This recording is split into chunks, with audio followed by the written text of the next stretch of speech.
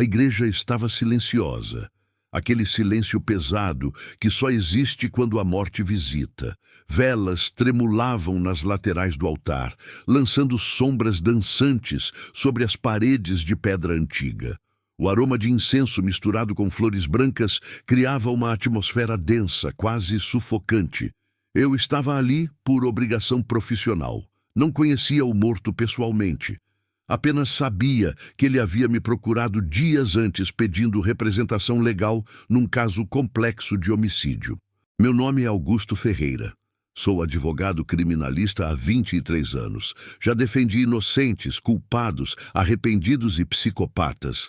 Mas nunca, em toda a minha carreira, tinha defendido alguém que estava dentro de um caixão. Aproximei-me do féretro.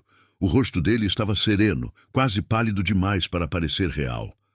Rafael Domingos, 42 anos, acusado de assassinar a própria esposa, preso preventivamente, aguardando julgamento. E agora, morto. Oficialmente, suicídio na cela. Mas todos sabíamos que havia algo errado, muito errado. Fiquei ali, observando aquele rosto imóvel quando senti uma presença. Algo mudou na temperatura da igreja. O ar ficou mais frio, mais denso. Virei-me devagar e meu coração quase parou. Ele estava de pé, ao meu lado, Rafael, vivo, ou melhor, não exatamente vivo, mas presente.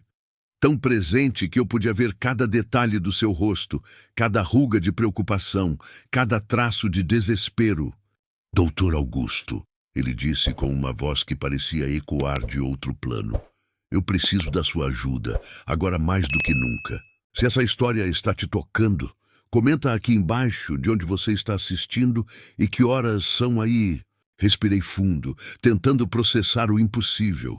Olhei ao redor, ninguém mais parecia vê-lo.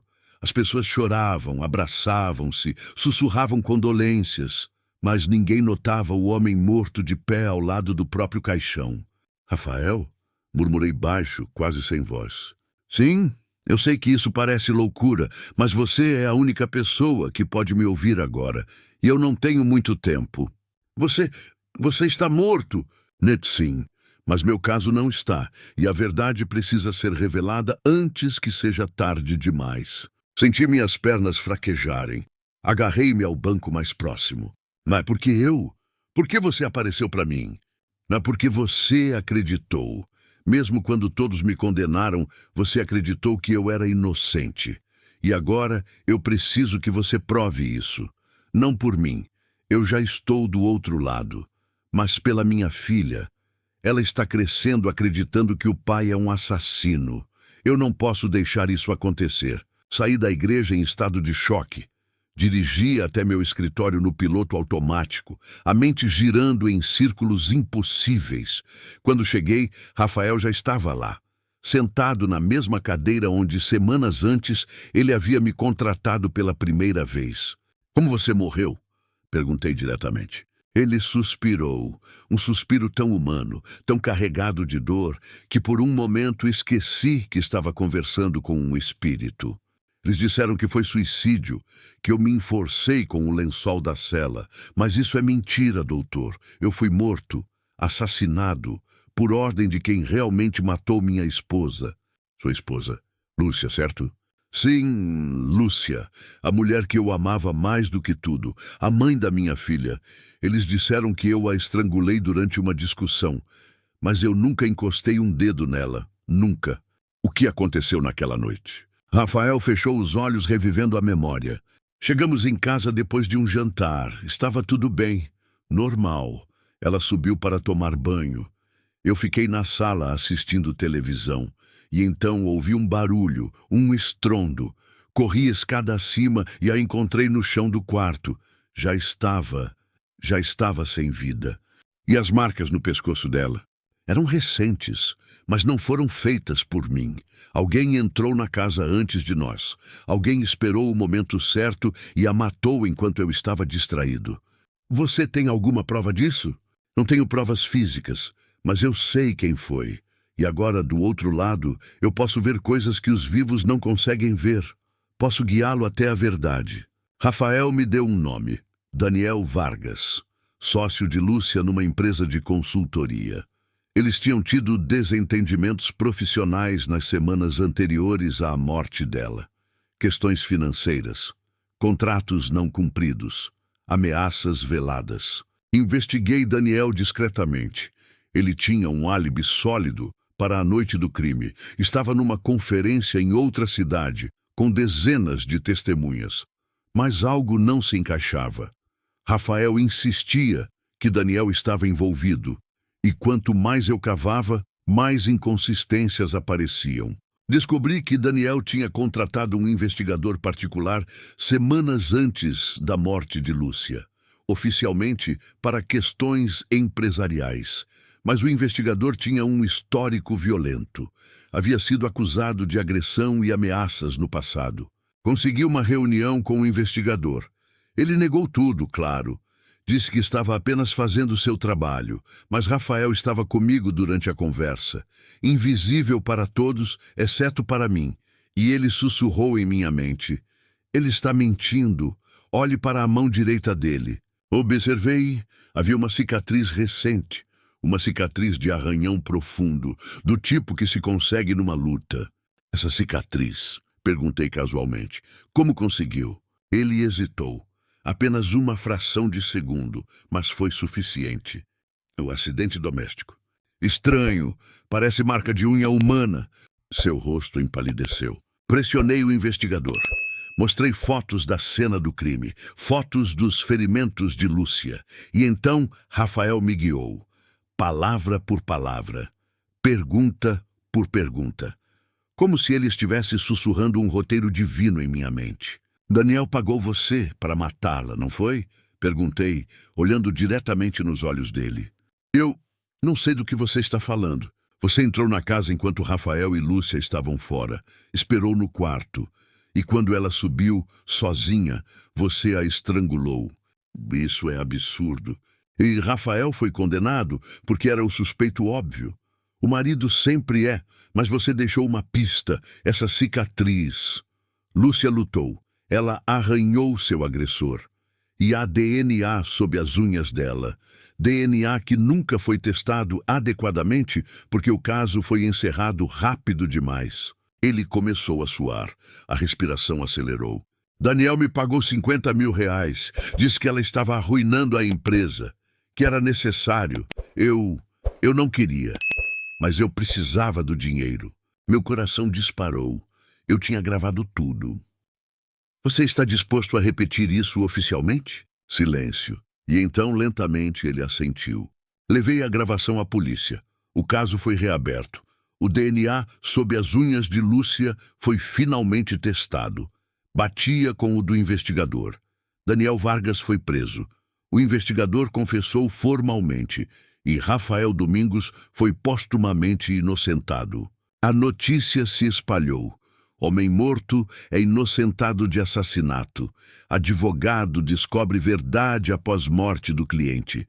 As manchetes eram sensacionalistas, mas para mim não era sobre fama. Era sobre Rafael, sobre Lúcia, sobre a filha deles que agora saberia a verdade. Visitei a menina, Sofia, 8 anos, olhos grandes e tristes. Contei a ela, com toda a delicadeza possível, que o pai era inocente, que ele sempre a amou e que, de onde quer que estivesse, ele velava por ela. Ela chorou, mas foram lágrimas de alívio, de redenção. Naquela noite voltei ao cemitério, fiquei diante do túmulo de Rafael e ele apareceu pela última vez. "Obrigado, doutor. Obrigado por acreditar. Eu apenas fiz o que era certo." "Não, você fez mais. Você devolveu minha honra, e minha filha pode crescer sabendo quem eu realmente era." "Para onde você vai agora?" Ele sorriu, um sorriso de paz. "Para onde todos os inocentes vão quando a justiça finalmente é feita." E desapareceu para sempre. Nos meses seguintes, outros casos chegaram até mim. Cartas sem remetente, vozes em sonhos, aparições em momentos inesperados, almas que clamavam por justiça, almas que não podiam descansar até que a verdade fosse revelada. Percebi que havia sido escolhido para uma missão maior. Não era mais apenas um advogado. Era uma ponte entre dois mundos, um defensor dos mortos, um porta-voz daqueles que não tinham mais voz. E aceitei essa missão, porque no final, a morte não é o fim da justiça, é apenas o começo de uma luta pela verdade, pela redenção, pela memória. Rafael foi o primeiro, mas não seria o último. 3 semanas depois, acordei no meio da noite. Havia uma mulher sentada na cadeira ao pé da minha cama. Jovem, 20 e poucos anos, olhos cheios de medo. Doutor Augusto, meu nome é Carla. Fui assassinada há 5 anos. Meu namorado foi condenado, mas ele é inocente e eu preciso que você prove isso. Meu coração apertou. Outro caso, outra alma, outra chance de fazer o que era certo. Me conta tudo, disse pegando um bloco de notas. E ela contou.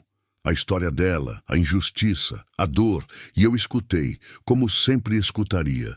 Porque essa era a minha missão agora. Carla havia sido encontrada morta em seu apartamento, estrangulada.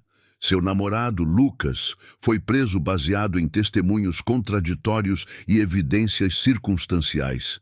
Ele foi condenado a 20 anos de prisão.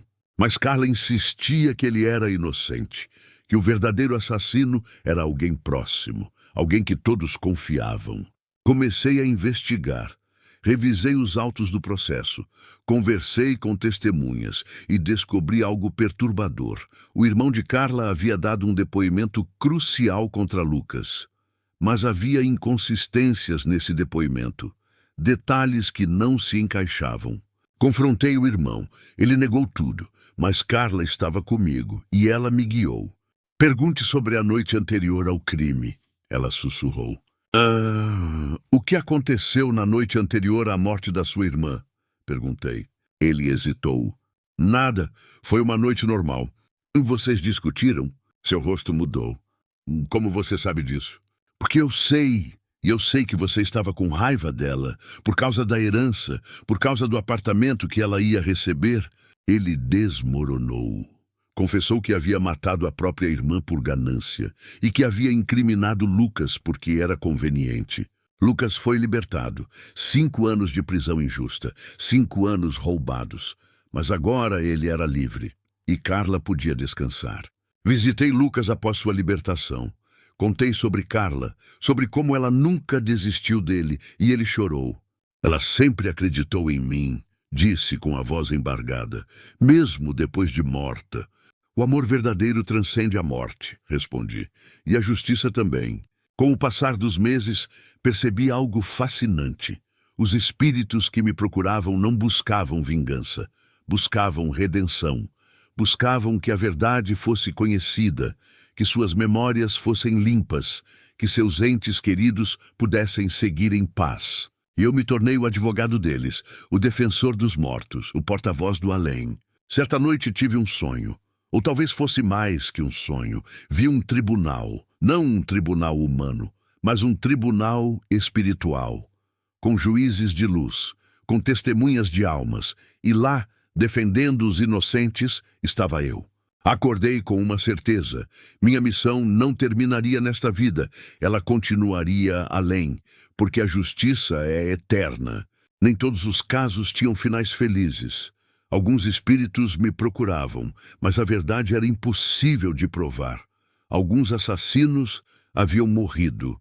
Alguns casos estavam tão deteriorados que não havia mais evidências. Mas mesmo nesses casos, eu oferecia algo. Escuta, validação, reconhecimento de que suas dores eram reais.